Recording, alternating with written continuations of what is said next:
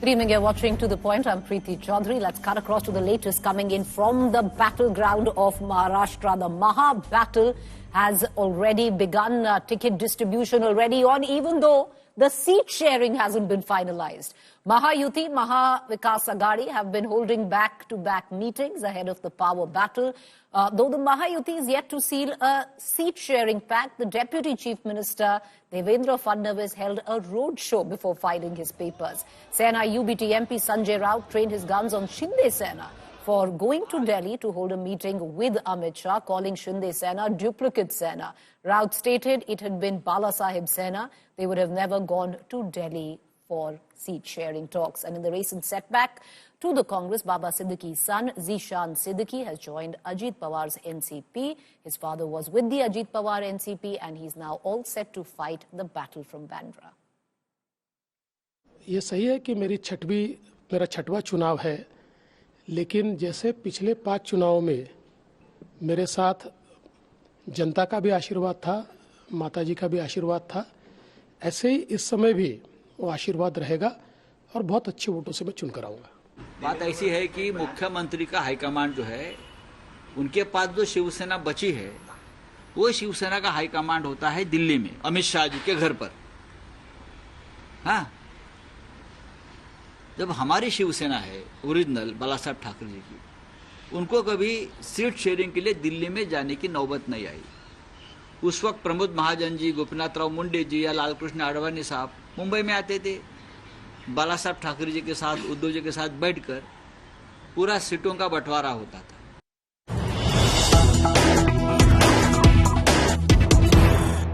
All right, the latest news break coming in right now. The Maharashtra-Mumbai battle has heated up, especially where the seat of Worli is concerned. Milind Deora versus Aaditya Thackeray in Worli. That could be the big bout that will play out in Mumbai-Worli seat. Milind Deora will now take on Aaditya Thackeray. Milind Deora has joined the Eknath Shinde Sena. Aaditya Thackeray, the young scion of Uddhav Thackeray Sena. And Aaditya Thackeray has said that he will stop Shinde loot in Maharashtra. Milind Deora has responded, it's Worli now. That means both dynasts there coming off from our democratic newsroom, facing off with each other where the Worli seat is concerned. Joining me for more on that, Rajdeep Sardesai. Rajdeep, we were just discussing, dynastic politics a short while back right here in the studio, and now that big battle taking, place in Worli. Yes, Preeti, thank you very much. That could be quite a battle from Worli if it does turn out to be Aaditya Thackeray and Milind Deora facing off with each other. Now remember, Aaditya Thackeray became the first member of the Thackeray family to actually contest an election and then win it in Worli. It's a redrawn constituency which includes a large Marathi-speaking population, but also very cosmopolitan. There are other communities out there as well, large Dalit population as well. It is a seat which has become a prestige battle in more ways than one. Aaditya Thackeray hoping to retain it, but Eknath Shinde, by putting up Milind Deora, sending out a message that we are not going to leave any safe seat or so-called safe seat for the Shiv Sena UBT. The irony, of course, Preeti, is that Aaditya Thackeray and Milind Deora claim to be personal friends. They share WhatsApp messages, and a few years ago there were even reports that Milind Deora would join the Shiv Sena of Aaditya Thackeray, at the time a united Shiv Sena, if he was given a Rajya Sabha seat. Milind Deora, now a Rajya Sabha MP, there was pressure on him to possibly even contest South Mumbai. He didn't do that in the Lok Sabha. Will he do it in the Vidhan Sabha? It'll be an interesting contest. And the aim seems to be to lock in Aaditya Thackeray and force him to spend more time in Worli. But either way, it just shows how the Maharashtra elections, Preeti, is dividing not just families, but also friends. If Aaditya Thackeray and Milind Deora can be friends, but they are in many ways representing a much more cosmopolitan new Mumbai, both in a sense. Aaditya Thackeray went to a college in South Mumbai, Milind Deora schooled there. So that cosmopolitanism may well be reflected in what happens in the election in Worli. I asked Milind Deora about it a short while ago, and he said, even if I contest, I'm not going to make it personal. But it is going to be bitter, I believe, because the two sides will treat it as a prestige battle. Well, he has confirmed it, Rajdeep. It does seem that this is what it's going to look like in terms of this mega bout, which will be taking place in South Mumbai, viewers. On the seat of Worli, Milind Deora facing off with Aaditya Thackeray, Shinde Sena facing off with the UBT, Uddhav Sena. Let's cut across and bring in our other guests as well. Along with Rajdeep Sardesai, I have with me Sudhir Suryavanshi, senior journalist, Amit Tiwari, political strategist, Sanjay Kumar, co-director, Lokniti, CSDS. I want to quickly cut across to Sudhir Suryavanshi first. Mr. Suryavanshi, many battles which are going to be taking place, which will be high profile. Of course, Ajit Pawar facing off with his nephew one, and the latest right now coming in, playing out not very far from where you're sitting in Worli. Yeah. I'm sitting at Nariman Point, not Worli. That is Worli, the extended part of the Sobo.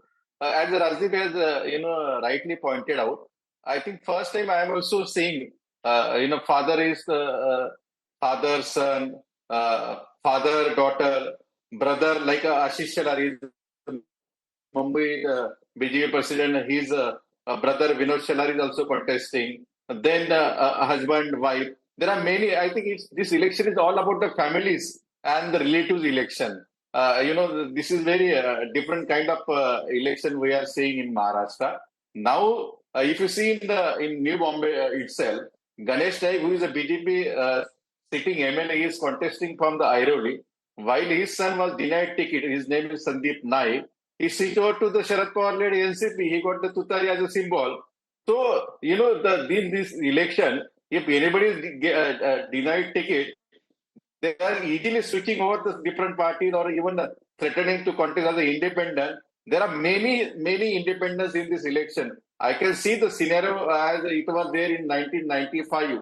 Many independents were in the fray, and the same situation is there because seats are limited and candidates are more, and everybody is aspirant. And this multipolar fight, everybody sees that they have also got a chance to win. So why not, fight the election? Let's fight the election. So many people are fighting the election and many are aspirant. And I don't know what kind of verdict the Maharashtra will throw, whether it will give the clear mandate or it will give the confusion mandate. Then post-war election, we have very limited days to sort out all these khichadis and raita that will be spread in the Maharashtra. It's very tough to say all these things. All right, Khichdi and Raita, but Sanjay Kumar, very interesting right now with all that's playing out, other than the high-profile big face-offs. A lot of independents in the fray as well, even though seat sharing not announced. But Sanjay Kumar, a lot of independents in the fray. We saw a very small micro example, of course, Maharashtra, a massive state, but a micro example of that, Sanjay Kumar, in the state of Haryana. How important the independents could come to be in Maharashtra, Sanjay Kumar? But recollect what happened in Haryana, Preeti, right now. Yes, there were large number of political parties which were contesting. At least there were 4 kinds of alliances, one Congress, BJP, and then there were 2 alliances. But look at the votes polled by the 2 major parties in Haryana, BJP and the Congress. Roughly, they managed to poll 79–80% vote.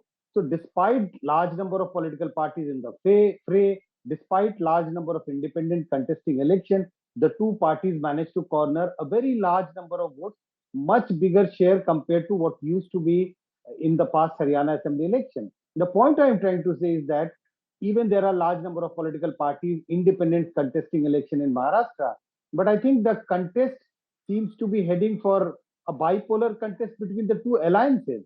And a very large number of voters don't want to waste their vote. They would either go for one alliance partner or the other alliance partner.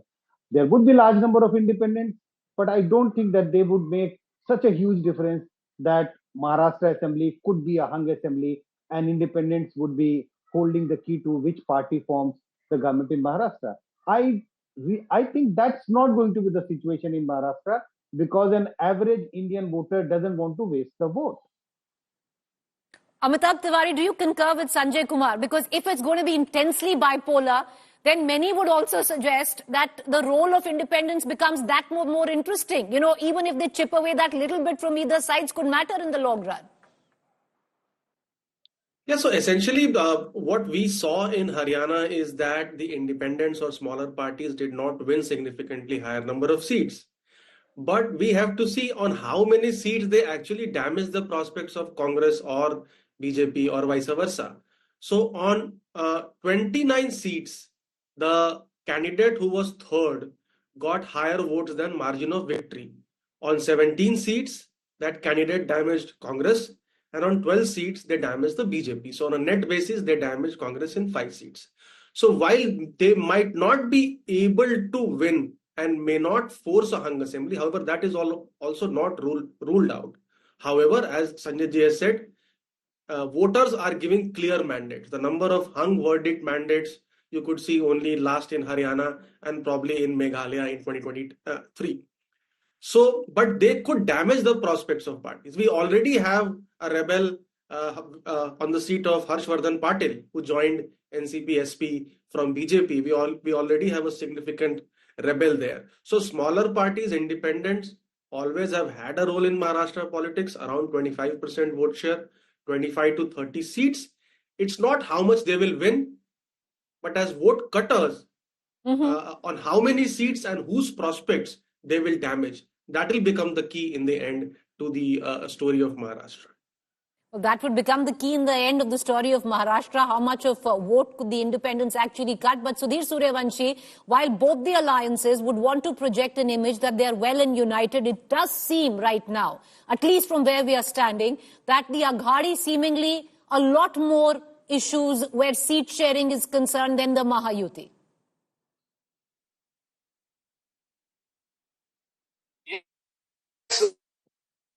Whatever if you see in Mahayuti and Aghadi, both are having the similar kind of problem.